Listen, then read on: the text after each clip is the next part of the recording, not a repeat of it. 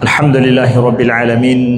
Nahmaduhu wa nasta'inuhu wa nastaghfiruhu wa nastahdihi wa na'udzu billahi min syururi anfusina wa min sayyiati a'malina. May yahdihillahu fala mudilla lahu wa may yudlil fala hadiyalah. Asyhadu an la ilaha illallah wahdahu la syarikalah wa asyhadu anna Muhammadan abduhu wa rasuluh. Allahumma salli wa sallim wa barik ala sayyidina Muhammadin wa ala alihi wa sahbihi wa sallim.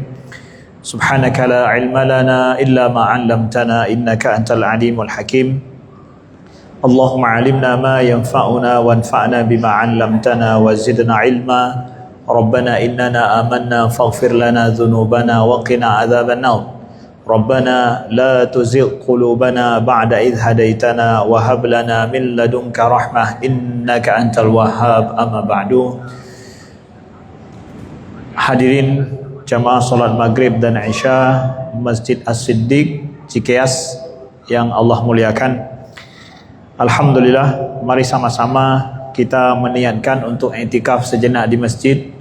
Mari sama-sama kita meniatkan menunggu salat isya berjamaah, dan mari sama-sama kita meniatkan untuk menuntut ilmu, dan sama-sama kita meniatkan untuk mengingat Allah Subhanahu wa taala, memperbanyak kebaikan kita dan menjauhkan diri dari perbuatan dan kegiatan yang enggak berguna, bermanfaat, serta meniatkan diri menjauhkan diri daripada maksiat Allah. InsyaAllah dengan banyaknya niat kita dalam satu kegiatan kita, Allah lipat gandakan pahala kebaikan kita sesuai dengan niat kita. Karena innamal a'malu binniyat, karena sesungguhnya amalan itu sesuai dengan niat. Kalau satu amalan niat kebaikan kita banyak, maka pahalanya juga akan dilipat gandakan sesuai dengan banyaknya niat kita. Makanya Nabi katakan bahwa orang mukmin itu niatnya kadang lebih baik daripada amalannya. Kenapa?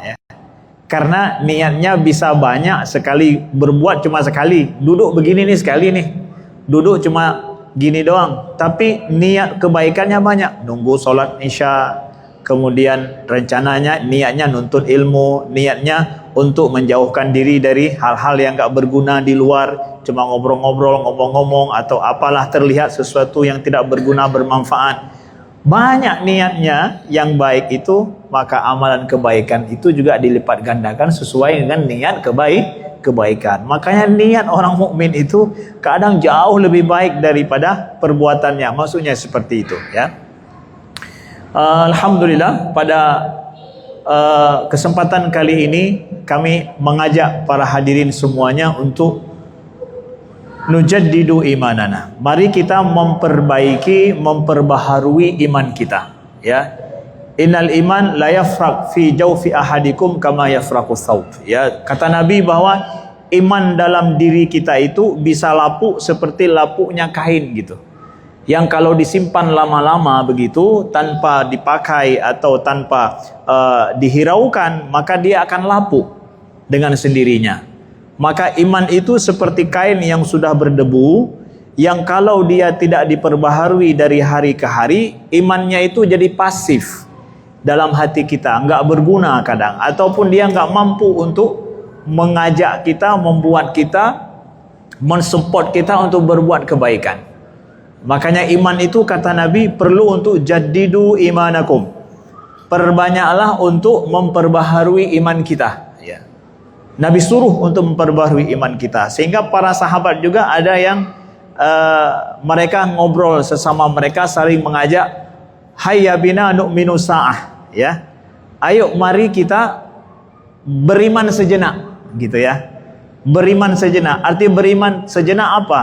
Kita perbaharui sejenak iman kita dari hari ke hari, dari waktu ke waktu, ya.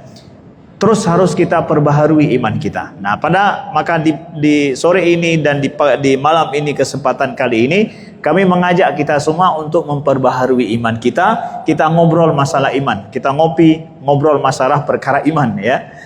Nah, apa yang akan kita omongkan? Yang pertama adalah kami mengajak semua kita untuk berpikir sejenak dan mengajak semua kita untuk merenungi kembali tentang hakikat iman kita. Pertama adalah kami ingin menyampaikan dan mengajak para hadirin sekalian bahwa bisa tidak ya kita itu hidup tanpa memiliki iman? Ya, bisa enggak kita hidup tanpa memiliki akidah? Boleh juga. Keyakinan, kepercayaan. Kalau kita enggak punya keyakinan pada Allah, enggak memiliki kepercayaan kepada Allah, bisa enggak kita hidup? Ya, itu. Mungkin enggak, logis enggak seseorang itu hidup tanpa memiliki keyakinan dan kepercayaan? Saudaraku yang dimuliakan Allah, di dalam Islam para ulama mengatakan bahwa yang paling inti dalam agama kita itu akidah. Yang kedua masalah hukum fikih dan syariah. Iya kan? Akar masalah, akar agama kita itu disebut dengan akidah, ya. Akidah itu apa? Akidah itu adalah keyakinan yang mengakar dan kuat dalam hati kita, dalam diri kita terhadap Allah, terhadap Nabi Muhammad, dan apa saja yang dibawakan oleh Nabi Muhammad sallallahu alaihi wasallam, yang keyakinan kita itu enggak ragu sedikit pun. Tidak ada lagi istilahnya perlu perlu didiskusikan, perlu untuk dipertanyakan. Enggak. Udah yakin betul. Itu akidah dalam diri seorang hamba, dalam diri kita itu persis seperti dua simpul tali yang terikat, ya. Dua simpul tali yang terikat, apabila ikatannya itu enggak terputus, enggak akan lepas, itu disebut dengan akidah. Makanya asal kata akidah itu dari aqada. Aqada itu simpul yang terikat, terajut dari dua hal, terajut yang enggak akan putus gitu. Itu namanya akidah. Maka kita seorang mukmin, adanya keyakinan antara kita kepada Allah, itulah penghubung kita dengan Allah. Kita seorang mukmin ini terhubung dengan Allah melalui apa? Akidah. Orang nggak punya akidah, nggak ada hubungan dia sama Tuhan. Dia hidup sendiri, suka hati, nggak ada yang memerintahkannya, nggak ada yang mewajibkan apa-apa padanya. Dia nggak merasa ada konsekuensi apa-apa dalam hidupnya. Udah hidup dia sendiri, suka-suka hatinya. Yang baik menurut dia, baik menurut dia. Yang nggak baik menurut dia, suka-suka hati dia. Ini orang nggak punya akidah, nggak punya simpul antara dia dengan Tuhannya, itu nggak ada. Nggak ada tali penghubung antara dia dengan Tuhan. Tapi orang mukmin itu adalah orang yang terhubung antara dia dengan Allah dengan tali keyakinan yang disebut akidah. Dan keyakinan seorang mukmin itu kuat, tidak ragu dan tidak akan terlepas. Saya pernah kasih contoh, misalkan bayangkan ada seutas tali yang menghubungkan kita dari atas ke bawah, dan tali itu terikat dari atas, kemudian disambung dua tali itu dengan sebuah sambungan yang kuat sekali. Kalau kita yakin sambungan ini kuat, kita berani untuk bergantung di tali itu untuk turun ke bawah kan. Bayangkan dari puncak masjid itu ke bawah mau turun, nggak ada tangga, ada tali besar gitu, kita turun emergency, berani turun kalau apa? Kalau yakin tali itu nggak putus kan. Nah, akidah dalam diri seorang mukmin harus begitu. Dia harus punya keyakinan kepada Allah yang seyakin-yakinnya, nggak ada keraguan sedikit pun. Itu baru namanya akidah. Tapi kalau adik-adik, abang-abang, kakak-kakak, bapak-bapak, ibu-ibu semuanya meyakini bahwa keyakinannya kepada Allah bisa dijual, dibeli dengan satu kardus Indomie, bisa ubah ganti, itu bukan akidah berarti. Ya. Atau kalau orang buat kita ragu-ragu sedikit, langsung kemudian kita menggantikan agama kita, nggak tahu lagi, nggak yakin sama Allah, tinggalkan sholat, tinggalkan semuanya, berarti ini keyakinannya sama Allah belum sampai ke tahap akidah. Makanya akidah yang kuat itu disebut dengan iman.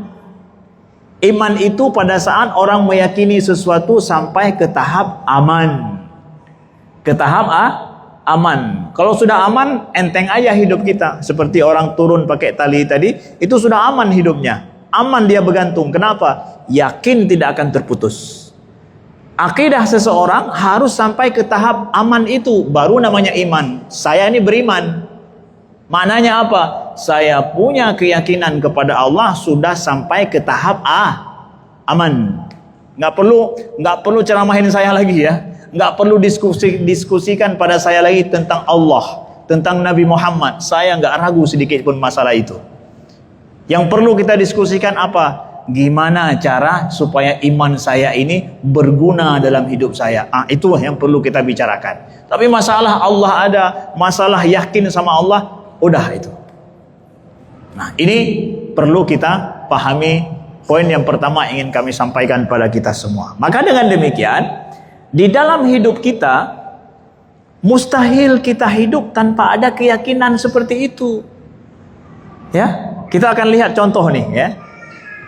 Mungkin nggak kita hidup di dunia ini nggak punya keyakinan, nggak punya kepercayaan? Nggak mungkin. Kasih contoh misalkan.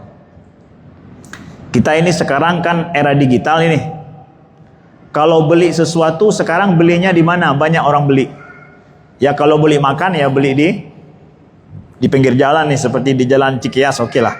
Kalau beli baju, beli barang-barang yang nggak ada di toko-toko dekat, kita akan beli di mana? Di online ya. Belinya online. Ya. Kita beli online, kita hanya lihat gambar doang. Kita lihat gambar gitu. Ya, speknya seperti apa, ukurannya seperti apa, sesuai dengan keinginan kita, oke. Lalu kemudian kita pesan, beli. Ya, beli itu transfer uang, ya. Langsung kita transfer uang, nanti kita tunggu dia dikirim ke tempat kita. Pertanyaannya, ya, itu real nggak yang ada di gambar itu? Atau deskripsi doang, gambaran doang terhadap barang yang kita mau? Kenapa kita bisa membeli barang kalau misalkan di sini pesan dari Aceh misalkan? Barangnya cuma ada di Aceh ini. Aceh jauh, pakai pesawat 2 jam, hampir 3 jam loh. Tapi kita nggak lihat real barangnya, cuma ada dalam deskripsi doang di HP kita ya. Kemudian barangnya mahal pula itu, tapi karena kita yakin akan deskripsi itu, lalu kita transfer duit kan? Barangnya belum ada. Kita berani transfer duit berapa? 2 juta harga barang itu. Transfer langsung kita. Katanya akan sampai kapan? 5 hari yang akan datang. Itu 5 hari yang akan datang itu gaib nggak? Hah? Barang itu gaib nggak? Ketika kita pesan gaib nggak barang itu? Gaib. Orang nggak ada bertanya bahwa saya nggak mau beli barang dari Aceh jauh-jauh. Kalau nggak saya lihat, nggak percaya saya. Saya lihat dulu baru saya akan bayar. Ada begitu? Kalau seandainya semua orang berprinsip, kalau saya nggak lihat langsung, saya nggak akan percaya, itu nggak laku semua itu, pasar online itu. Nggak akan mungkin orang beli barang online. Kenapa? Barang online itu laku karena orang mau percaya yang gaib. Kalau orang nggak mau percaya yang gaib, udah pergi ke pasar samping tuh. Lihat langsung, pegang sendiri, suka, pas, beli. Setelah itu kan, udah yakin dilihat dengan mata gitu. Sekarang ternyata kehidupan yang maju itu kehidupan yang kita mau percaya pada yang gaib, baru maju hidup nih. Kalau nggak percaya sama yang gaib, kolot kali hidup kita. Ya nggak? Kalau harus lihat langsung, saya nggak percaya, saya lihat langsung. Pergi sana ke Aceh, udah pakai, misalkan barangnya cuma ada di Aceh, udah beli pesawat terbang, beli tiket pesawat terbang, lihat barang ke sana, kalau nggak pas balik lagi ke Jakarta, nggak pas ternyata barangnya. Kolot nggak hidup itu, bodoh nggak hidupnya itu. Maaf cakap kata-kata bodoh ini. Kalau hari udah zaman hebat begini, orang masih begitu kepercayaannya, kolot betul dan bodoh betul. Ya, untuk beli barang itu harus lihat dulu, dipegang dulu, baru kemudian dia mau beli. Tapi orang yang berpikiran maju hari ini gimana? Udah deskripsi aja, ya yakin saya ini betul barangnya. Berapa harganya? Mahal, 5 juta. Udah transfer langsung 5 juta. Atau kalau enggak, telepon orangnya. Oke. Dia cuma ngomong, dipastikan bahwa barang seperti itu. Kita nggak lihat orangnya siapa, namanya siapa, wajahnya seperti apa, cuma dengar apa? Dengar suaranya doang. Tetap gaib juga orang itu. maka kehidupan yang maju hari ini, kehidupan yang siap kita percaya pada yang gaib. Itu hidup hari ini begitu. Jadi orang yang hari ini nggak sanggup mempercayai yang gaib, itu kolot betul hidupnya, bodoh betul hidupnya. Maka kita percaya pada Allah, pada hari akhirat, itu gaib semuanya, nggak kita lihat loh. Kalau sama barang itu saja sanggup kita percaya, kenapa sama Allah kita nggak sanggup percaya? Ketika Allah sampaikan, Nabi ajarkan kepada kita bahwa akan ada kuburan, akan ada hari akhirat, akan ada kehidupan setelah mati, kenapa kita nggak yakin? Kan tinggal nunggu waktu aja itu. Ya. Ketika kita mati nanti, ketika nyawa kita di kerongkongan, baru akan tersingkap semua apa yang Nabi katakan itu betul. Kita akan lihat, cuma nunggu waktu saja itu. Kalau misalkan kita kita beli barang, udah siap, kita bayar duit, ya. Kita berani bayar duit karena yakin ya. Kalau orang nggak yakin sama barang, siap bayar duit nggak? Siap bayar? Nggak siap bayar dia, nggak mau saya, nggak yakin saya barang ini, ditipu nampaknya, nggak berani kita bayar. Gara-gara yakin makanya kita bayar. Ya, Bapak Ibu yang dimuliakan Allah.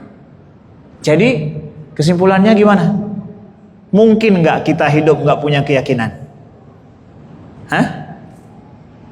Mungkin? Nggak mungkin kan? Begitu juga itu di era digital ya.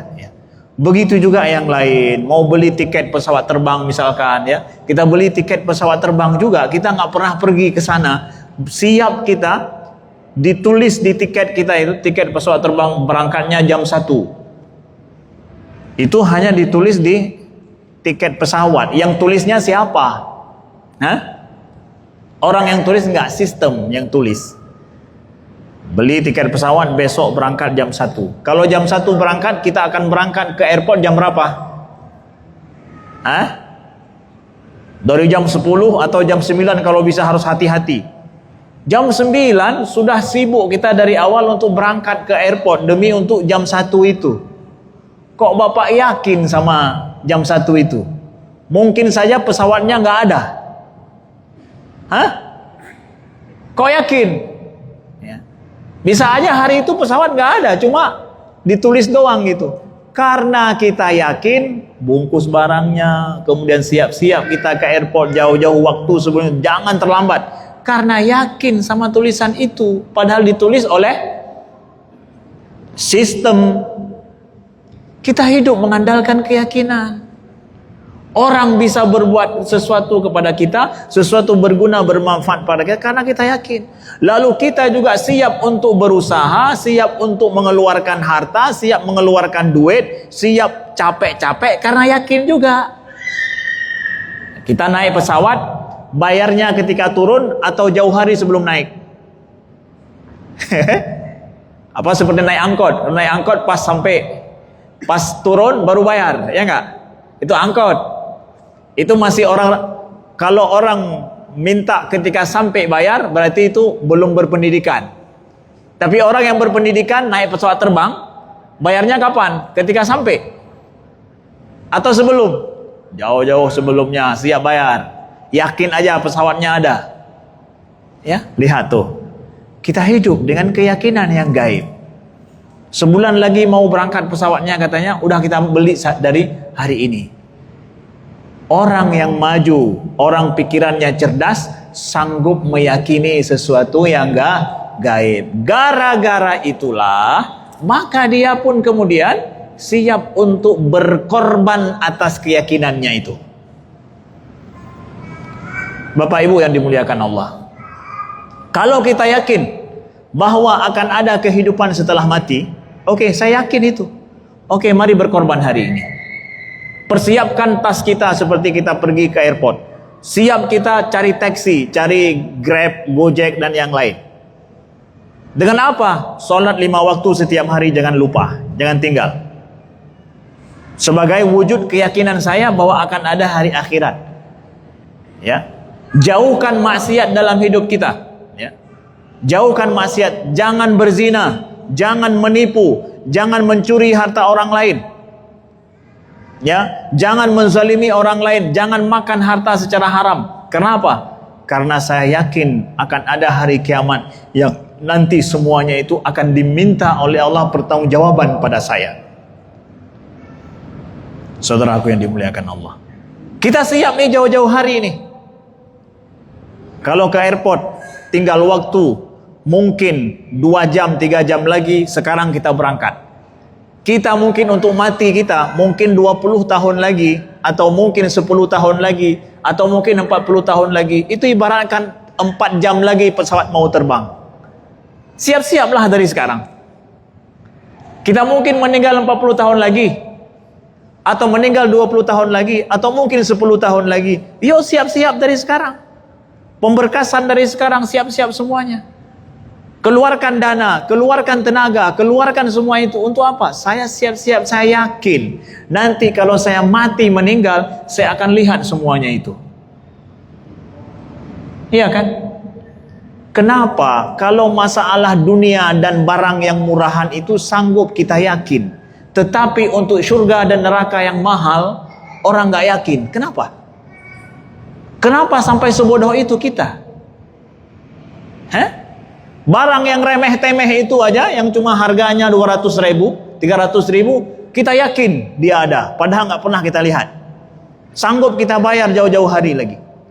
Tapi sama surga Allah dan neraka Allah yang sangat mengerikan, surga yang sangat mahal harganya, tapi kita nggak sanggup bayar harganya sekarang. Apa mau bilang bahwa Ustadz, saya mau masuk surga dulu baru saya beramal? Itu persis sama orang yang bodoh tadi, mau pergi ke Aceh dulu, saya lihat barangnya dulu, baru kemudian saya bahkan bayar. Pergilah naik pesawat sana. Kalau nggak pas nanti balik lagi. Tapi kalau akhirat nggak bisa begitu. Kalau udah mati nggak akan balik lagi ke sini, Pak. Nah, balik lagi kita ke dunia. Maka karena nggak mungkin lagi kita pergi balik lagi, yakinlah dari sekarang. Maka kita perlu pada petunjuk. Hidup ini perlu petunjuk.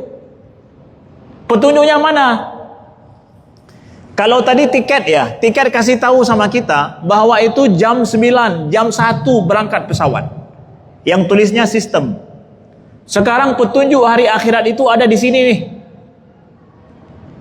Ya.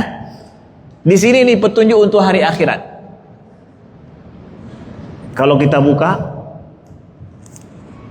di antara yang tertulis di situ ya, di antara informasi akhirat, faman ya'mal mithqala dzarratin khairan yarah wa man ya'mal mithqala dzarratin syarran yarah.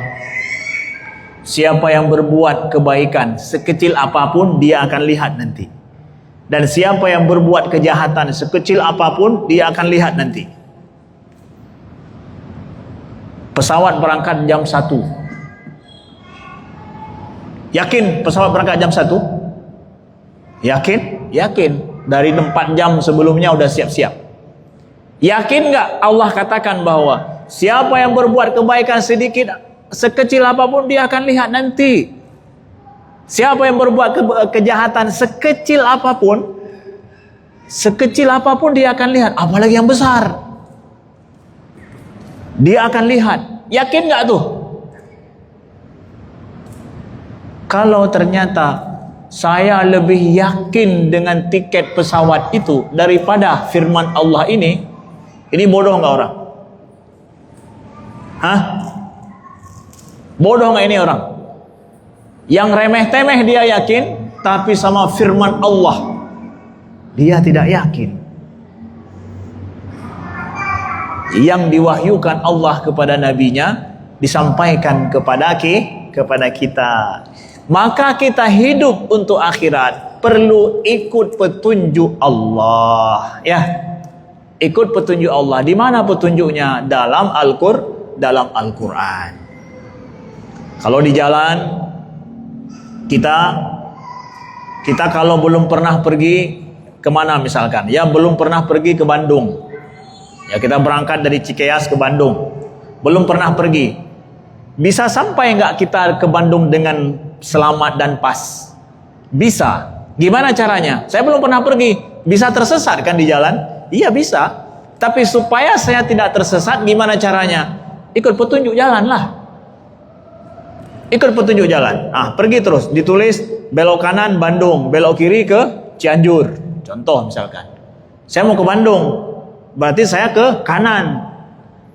Kalau di tengah jalan pas saya lihat petunjuk itu, gak yakin saya itu petunjuk itu. Siapa yang tulis itu? Jangan-jangan preman pula yang tulis itu. Bapak akan sampai ke Bandung. Jadi semua petunjuk jalan itu kita ragu. Saya gak yakin, saya harus tanya dulu. Betul gak petunjuk itu? Bapak, kalau yang warna biru itu resmi Pak, gak perlu ditanya-tanya lagi. Kalau yang warna biru begitu, itu resmi dari pemerintah itu. Nggak perlu tanya benar atau enggak. Ikuti aja, pasti sampai nanti. Betul? Coba bayangkan nih orang belum pernah pergi ke Bandung, ketika dapat petunjuk jalan, semua dia ragu.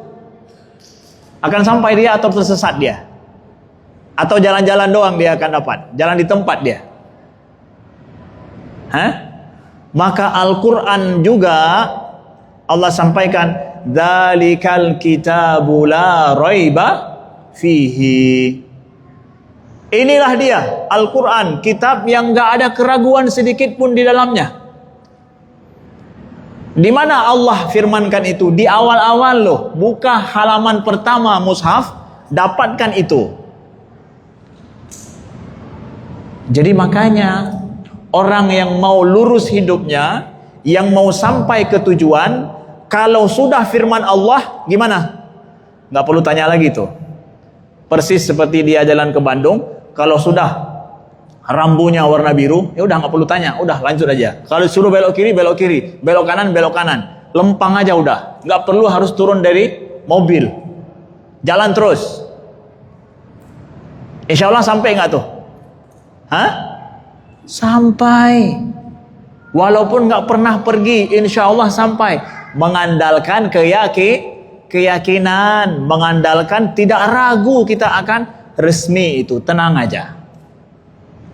Begitu juga Al-Quran sebagai petunjuk dalam hidup kita, resmi, jangan ragu dengan isinya, lakukan, amalkan sampai kepada tujuan hidup kita dan menyelamatkan kita. Seperti selamatnya kita di jalan kalau seandainya mau ikut petunjuk jalan. Kalau kita misalkan di jalan tol dibilang bahwa kalau hujan maka kurangi kecepatan. Ya. Kalau hujan kurangi kecepatan. Berapa? 80 sampai 60 km per jam larinya. Jangan kencang daripada itu. Kita lagi enak lari 120, 140 jalan tol. Ya, enak nggak tuh? Santai kali larinya 120, nggak terasa ya. Tapi ketika hujan, ikuti petunjuk itu. Jangan, karena jalan licin. Ikuti petunjuk supaya selamat. Al-Quran juga begitu. Yang menurunkan Al-Quran ini adalah yang menciptakan kita, menciptakan dunia ini, menciptakan surga dan akhirat. Yang buat petunjuk jalan tol itu yang buat jalan tol loh. Bukan sembarangan orang. Yang buat petunjuk jalan tol siapa? Yang buat jalan tol, dan dia tahu, insinyur yang tahu itu. Dia tahu bagaimana kondisi jalan. Ahli itu. Yakin aja sama ahli itu. Maka dengan keyakinan, mudah kali nggak hidup kita nih? Mudah hidup kita, tenang hidup kita, lancar hidup kita, lancar. Abang kakak, ibu-ibu yang dimuliakan Allah, nggak mungkin kita hidup untuk urusan dunia saja kalau kita nggak punya keyakinan. Nggak mungkin. Hari ini nggak mungkin. Nggak akan maju hidup kita kalau seandainya kita nggak memiliki keyakinan. Itu untuk urusan dunia kita. Apalagi urusan akhirat kita.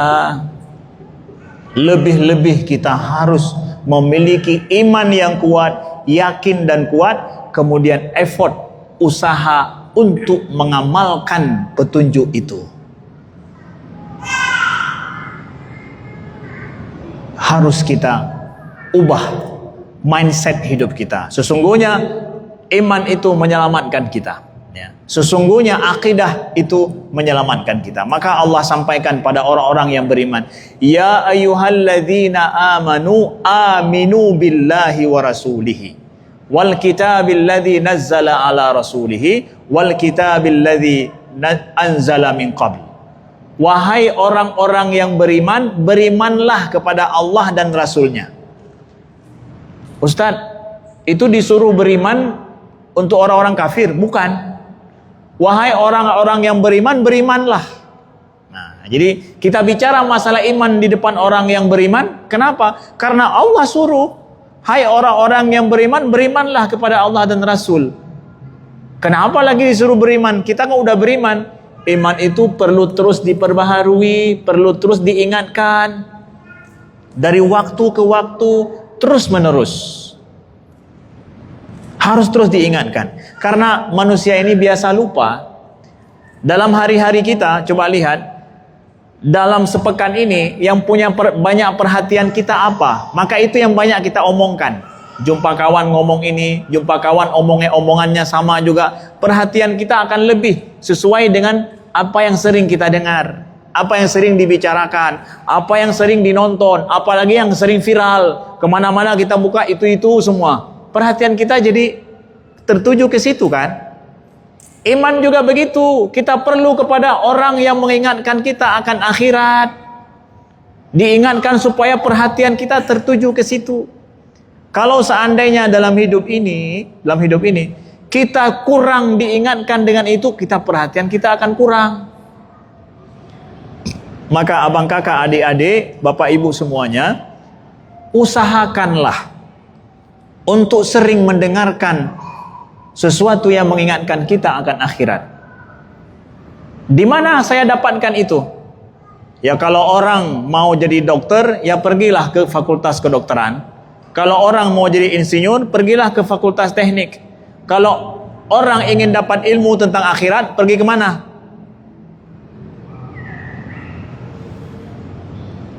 Hah? Orang mau dapat ilmu tentang akhirat, pergi kemana? Mau dapat ilmu seni, pergi fakultas seni. Mau dapat ilmu tentang akhirat, pergi kemana? Hah? Ke masjid Allah, ke majelis ta'lim. Supaya kita dapat ilmu tentang akhirat, diingatkan tentang akhirat. Kan gitu.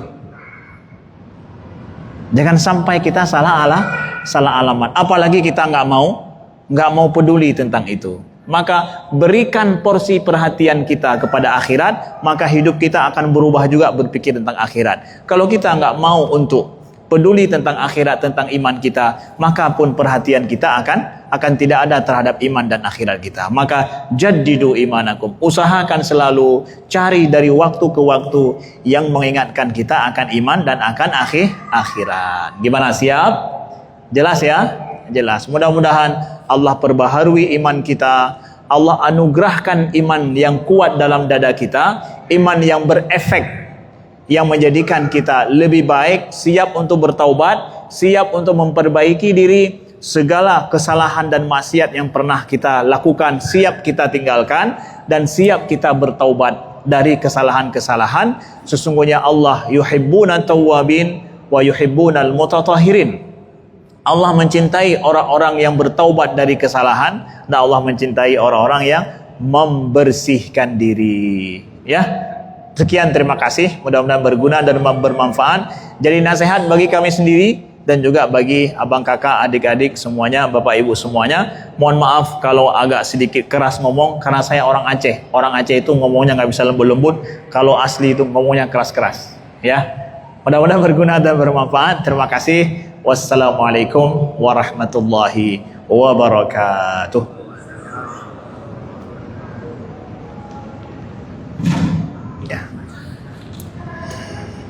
Berapa menit lagi?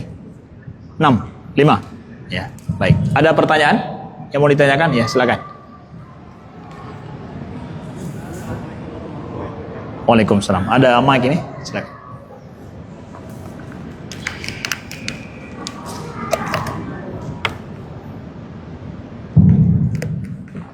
Assalamualaikum warahmatullahi wabarakatuh. Assalamualaikum.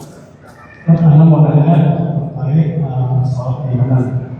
Kira-kira apa saja yang bisa membangun keimanan secara zaman sekarang ini banyak sekali sifat-sifat dari yang semakin besar dan sendiri yang pakai ilmu ini meyakini ya. Tapi ada beberapa poin kekhawatiran ada dua. Yang pertama, Anda khawatir ketika Anda meyakini tapi jauh dari akidah.